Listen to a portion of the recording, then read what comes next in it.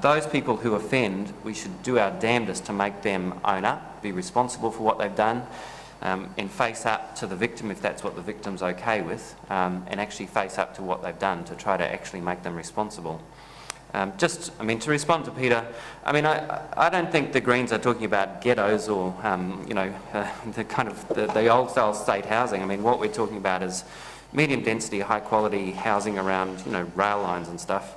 But it's got to be, or near rail lines rather. But it's, it's going to be mixed with private as well, not just all state housing. Because, I agree with you, you don't want to end up with a new kind of, ghetto, if you like. But, let's get real about the crime debate. Let's not head off down this American path. We will live to regret it. Excellent. I did want to talk about education, but we are running out of time. And I think what we can see from there that a lot of you are saying that education is the key for law and order as well. Yeah. Is that if you can't teach them young and you can't give them those opportunities, then there really is very little options for them outside of that. Oh, and sadly, it's often the damage is done before they get to school. Yeah.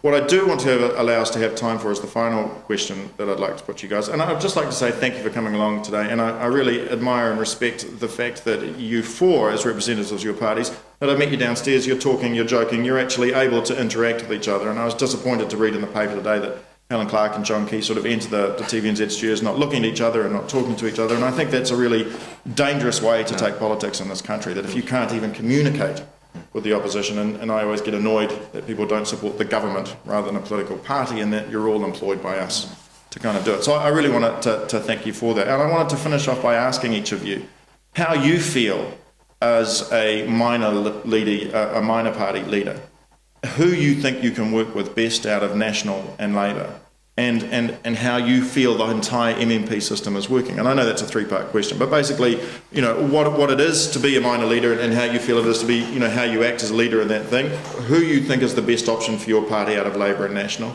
and why you think MMP is a good system, since you are the parties that are generally the most engaging in it. And I'll start with you, Matt.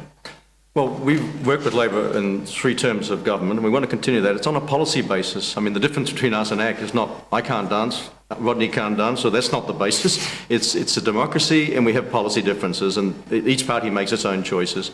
Labor, in our opinion, is committed to not selling public assets. That's one thing. Not to just unilaterally drop taxes on the richest people in New Zealand. That's another important aspect. So we have a whole range of policy issues where we can begin to take action. We might want to go further or in a different direction, but that's the basis, where we have a policy divide between the National Party and the ACT Party. So that's the basis of choosing Labor, and we've declared it before the election. People will know what they want. On the question of MMP, we're for it, not just because it allows the fact that Jim Anderson has a seat, and then whatever party vote we get will put me in as number 2 and other people 3 and 4. We believe it's the most democratic, because if you're going to invent a system of voting and you said democracy was at the core of it, you couldn't possibly choose first past the post, because it's anti-democratic. You can have a government under 50%, but with proportional representation, whoever votes for you gets a voice in Parliament. And in the end, that a democracy needs to have, for its own survival, for its own breathing, needs 4, 5, 6 parties contesting, acting for the public, catching the others out. It's a very, very healthy democratic system, so therefore we support it. Thank you. Rodney, I'm straight on to you. You've nailed your colours pretty close to National's flag. Yeah, and I think that's clear. The country wants a change, and we've said National. But to be honest, I've learnt in the past 3 years to work with all the political parties, and we disagree. As you can see, we can talk to each other, we can discuss the issues. It's the nature of politics. I think we all have the same end that we want for people, and we're debating the means, which is what the political debate is about. The only person that I can't work with is Mr. Peters, just because when I listen to him, it makes my head hurt. I don't think you'll have to with the National Party. No. And so, we've been claimed. But I've worked with the Labor government, I've worked with the Green Party, we've worked with the Maori Party. Progressives. I've worked with Matt when he was Minister of Immigration. We actually had a good relationship. Do you support MMP? You must support MMP. No, I don't, funnily enough. I think it's up to the people ultimately. But I find that I worry about the fact that you can have, well, let's cut to the chase, a person like Winston Peters, who no one felt that they could blow the whistle on, even everyone knew that he was lying and cheating, but they felt they couldn't blow the whistle on him because he was good for 5%. Now, the reality is, if he'd been a minister in a Labour or a national government, he would have been tossed out for his behaviour. So you disagree with the MMP because of the ability of smaller parties to hijack? No, I disagree with it because there was a lack of accountability in respect of Winston Peters, and that's my concern about it. Excellent. Dr. Pita Sharples? Yeah, we support the idea of MMP because it gives small groups a voice, an opportunity to have a voice in Parliament. In terms of who we'll go with, we've always said that we're quite distinct from all other parties. We have a series of kaupapa and we weigh every issue up in terms of Manaaki. Does this care for people? Does this unite people? Does this allow you your rangatiratanga and things like this? But in terms of National and Labour, well, you've got National want to get rid of the Maori seats, and you've got Labour on the other hand who have done nothing to entrench. Pinch the foreshore and seabed. Right now, Maori seats could go with a 50% vote. Just on the Maori seats.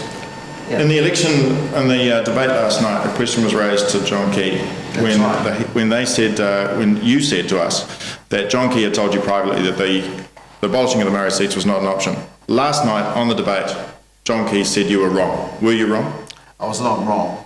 When he first mentioned that, the second time he's done that, I rang up my chief of staff just to make sure that he did say it, and he confirmed that he was with me because straight after he said it, Bill English switched the subject to something else. But the way it was done, I was explaining what would be our bottom line, that the seats cannot go unless Maori say so. And I kept saying that, and he was sort of agreeing. So maybe in his own head he thinks he hasn't agreed, but he has. Politicians are remarkably good at that. Isn't the Maori seats though one of those things? I'm sorry to focus on it. From an outside point of view, it looks to me like National are just saying that. So it can be your bottom line.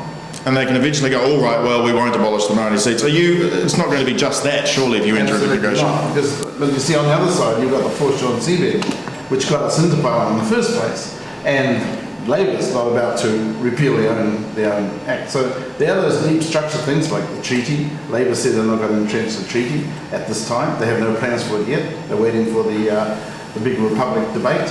But, and so where are we sitting with our deep structure stuff? We can't get one side or the other, both sides or one side to agree with any of it to get it through. So we have to look at what are we there for? We are there for our people and secondly for New Zealand.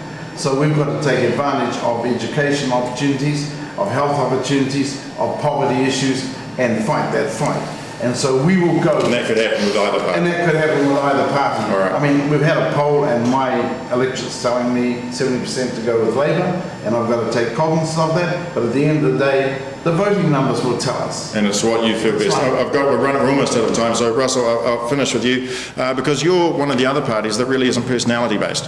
How do you think that the MMP system is working, and is it only going to be Labour that you can work with? I think MMP's working okay, though I've been a bit worried about the smaller vote that the smaller parties are getting, but we'll see how it pans out at the election. I think it's essential to have a diversity of views in Parliament. We remember, people remember the old elected dictatorships we used to have with National and Labour, with a minority of votes just pushing through whatever they wanted. So I think it's an essential part of our democracy now, proportional representation. In terms of how we're going to approach the whole National Labour thing, what we've said is that people need to know before the election and we need to make a decision based on policy. And that seems to us the only principal way to do it. So we've put out a set of criteria, 12 criteria, which we'll be judging National and Labour. They cover climate change, doing something about climate change, reducing oil dependence, dealing with poverty, country of origin labelling of food, for example, those kind of issues. And then in the next week or two, we'll make a public announcement about that. And we'll release if you like, a report. So will you announce beforehand which party you'd go with? Yeah, we think you have to be transparent and upfront about it. People have got a right to know before the election. Excellent. That's all the time we've got. I'd like to thank each of you, Dr. Russell Norman, Dr. Pita Sharples, Rodney Hide, Matt Robson. Thank you so much for coming to Old TV and being part of this right of reply debate. Good luck with your campaigns. I hope you do well. I hope you gain the votes. I hope you all get over 5%. You all get hundreds of MPs in there.